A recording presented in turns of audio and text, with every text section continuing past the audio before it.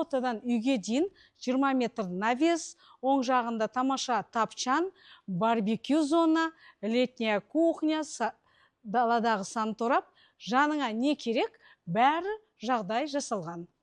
Ал мына оң қанатына келетін болсақ, осындай тамаша, жабық, барбекю зона, мына жерде кладовка, и және оң жағымызда дайын жұмыс жасап тұрған жазғы кухнясы.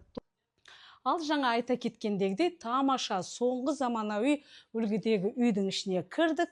Кірген кезде осындай жарасымды, келісімді холл бөлмесі барлық жиһаздарымен жабдықталған. Ремонт өздеріңіз көріп тұрсыздар, тамаша соңғы үлгідегі ремонт. Бәрі қалады, не көріп тұрсыздар. Көрсетейік, қай жақтан бастап қалай кіргенімізді. Мінекей мынау прихожая. Сырттан кірген кезде алдының бәрі осындай витражный тереземен үйге көрік беріп тұратын.